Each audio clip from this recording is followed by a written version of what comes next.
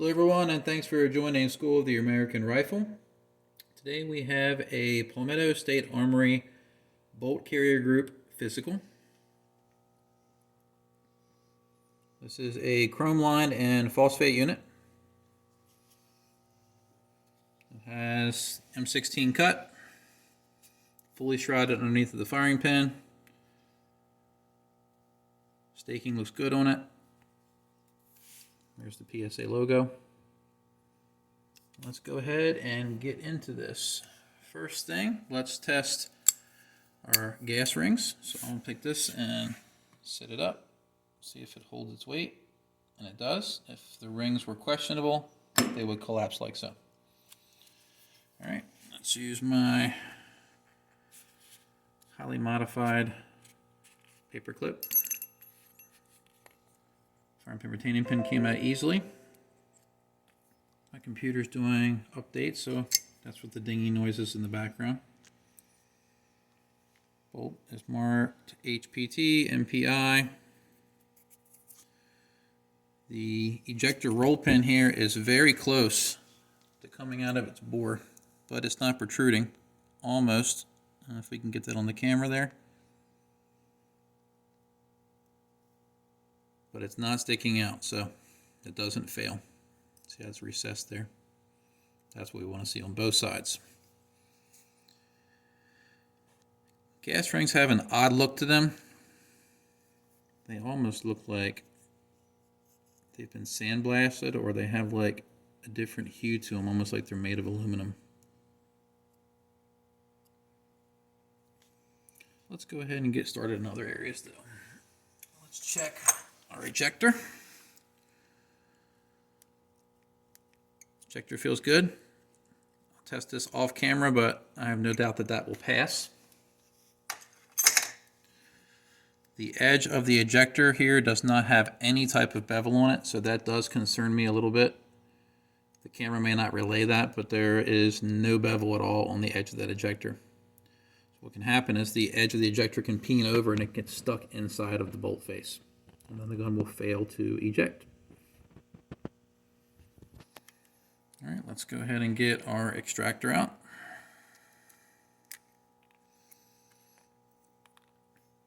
Where did our spring go? Here it went. So we have a spring that wasn't being captured properly, and I keep dropping it. This is why they're supposed to be captured. And we'll pull this O-ring off. See how it barely holds in there? It should have more tension there. They're using the O-ring and this spring does not have much tension at all. I apologize for my hands being dirty. I've been working in the shop, so try to focus that. That spring is quite weak, so I would replace that if this was my bolt group. This is actually my doctor's bolt carrier group. He's a gun guy. So if you were to use this setup and you did want to replace it, the O-ring would almost be a necessity. But if you had a good spring, you don't need to use the O-ring. You can either use the insert inside the spring or the O-ring or donut, one or the other, not both. If you have a good spring, you shouldn't need both, unless you're dealing with an odd caliber like 300 Blackout. Sometimes that needs both, but that's a rare circumstance. All right, so our gas rings pass. The bolt looks good.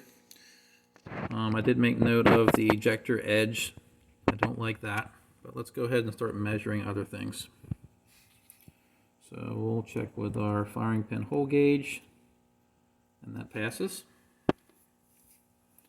Let's check for magnetism. There's our handy little washer.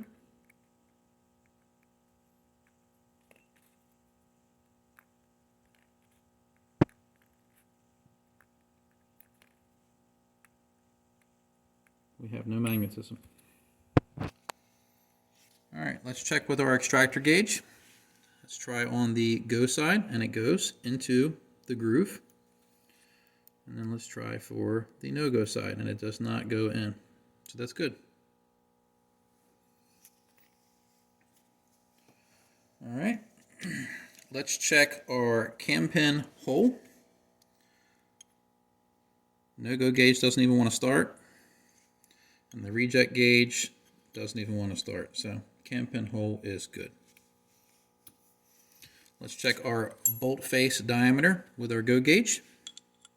It passes. Let's see if we have free firing pin movement, and we do. This does appear to be an M16 profile. This appears to be a chrome M16 firing pin. The tip looks good.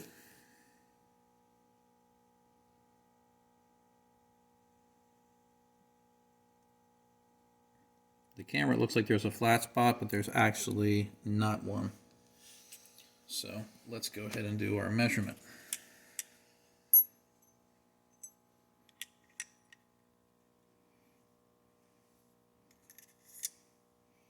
.0315. So we're good between 0.026 and, I'm sorry, 0.028 and 0.036 is our range. So we're right in the middle, right where we want to be. So that passes. Let's set that aside. Let's check our bolt tail. Bolt shoulder. We're going to check our bolt tail with the ring gauge. So we get 0.528. That's good.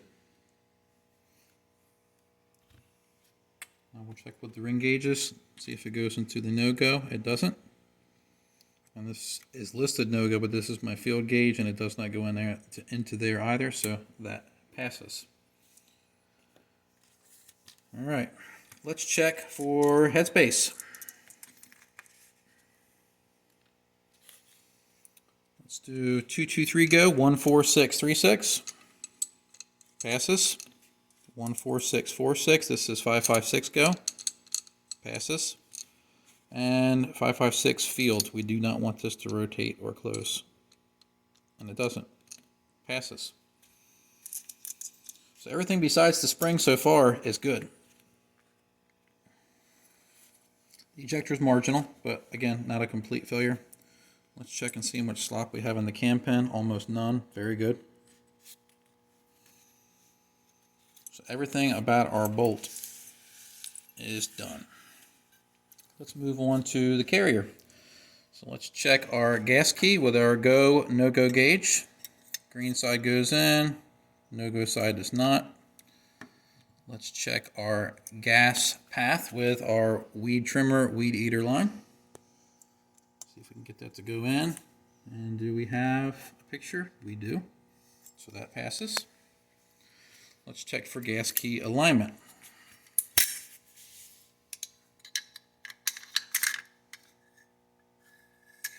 Pass.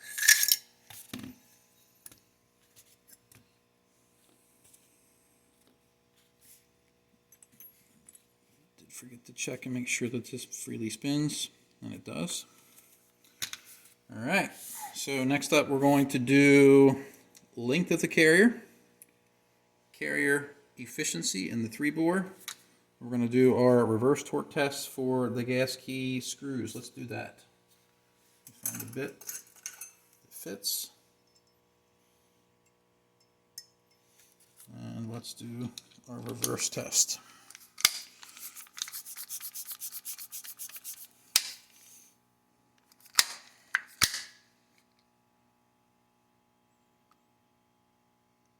£30" over to the vise. Remember, if you do this at home, you're using a vise, make sure that your vise is padded. You don't want to grab the bolt carrier with bare vise jaws. Staking looks good on it, so I think it's gonna, whoa, that shouldn't have happened. Yep, both of these cut loose. Alright, so we have a failure with our reverse torque test. These things were not torqued properly, and it looks like the staking actually didn't grab them very well.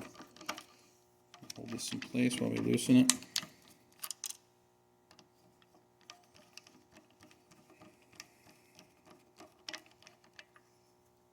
The staking's doing its job there, see? It's holding that screw in.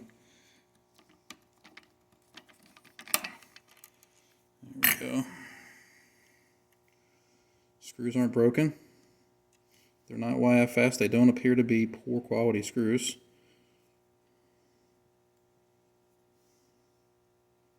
They did have some kind of sealant there. I don't know if you can see it in the camera, but that tar-like substance, this is more than likely Permatex Indian gasket shellac. Don't normally see this on most bolt carrier groups now. And it's actually this stuff here. Let me grab it off my bench.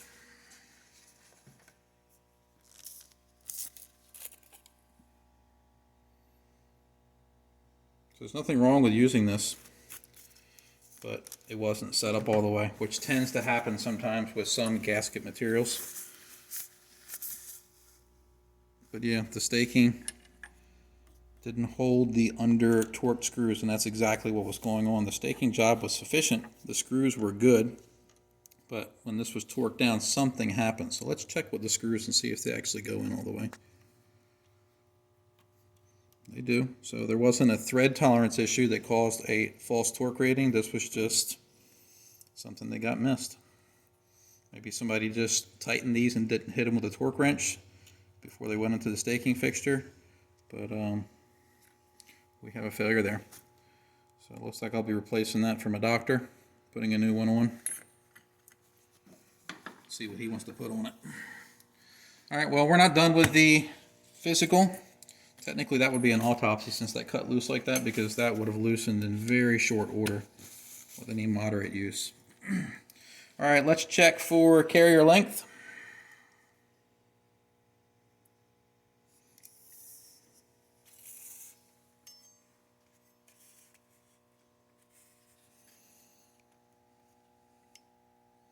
.668, that's good. The inside of the carrier on this looks extremely smooth from what I can see, but we'll get a better image with the bore scope. But let's do our 3-bore test real quick. So this is our bolt shoulder support. Takes the first green, second green, partially accepts the yellow, but it doesn't take it down all the way, so it doesn't count. So good contact for the bolt shoulder or support. This is the gas ring run. Takes the first green, second green, doesn't go on to the yellow, so we have an efficient gas ring run. Now let's try the bolt tail seal. Takes the first green gauge,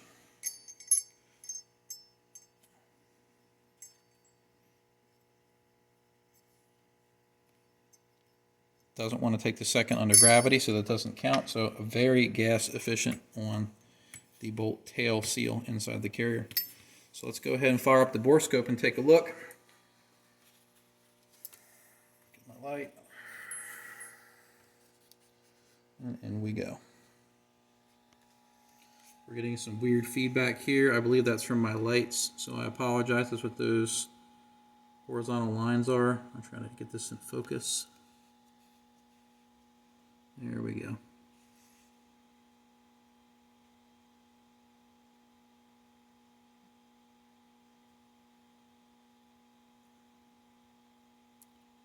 trying to make it less bright so we can get a better look at this. All right.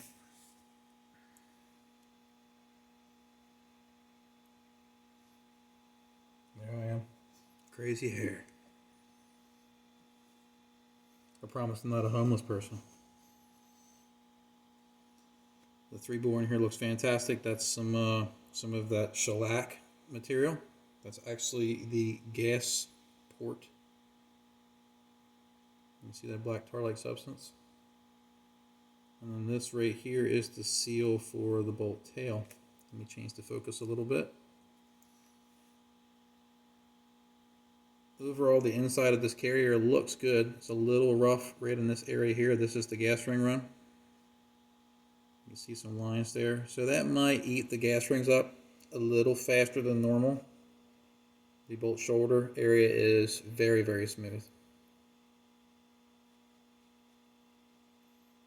That's the gas ring run there. I was wrong. This area right here that we were looking at that was rough is not the gas ring run. Right there is the gas ring run. So it looks good. Very smooth. So no gas ring issues. when it comes to roughness. Very good all the way through. So in conclusion, overall, this bolt carrier did well up until the gas key. I'm not happy with the spring. I'm not happy with the ejector itself not having a bevel. We can get this repaired in short order. I'm going to put a new gas key on it. For those wondering why I'm not going to reuse that gas key, you could in a pinch. But the reason that I don't, because once you displace this metal here and you put new screws in, you can never displace a sufficient amount of metal again to hold those screws in place. So yes, you could use it in a pinch, but it's not optimal. So I don't use it unless it was some kind of emergency where I didn't have a replacement part. But you could reuse that in a pinch. I don't recommend it. So this is going to get a new gas key that has been gauged out, that's been resurfaced, and it's going to get sealed against the carrier properly. It's going to get new screws, whether he chooses to use the standard screws or he goes with something like Michigan Ox. That'll be up to him. And then I'll do my dimple staking, which is a little more aggressive than that. And this bolt carrier group will be up and running. I am going to put new springs in the bolt carrier group for him, so he's going to have a new ejector spring, even though this one passed. I'm going to put a spring co in it. And I'm going to put a 5-coil spring co, and we're going to ditch the O-ring. And he'll be back up and running in no time.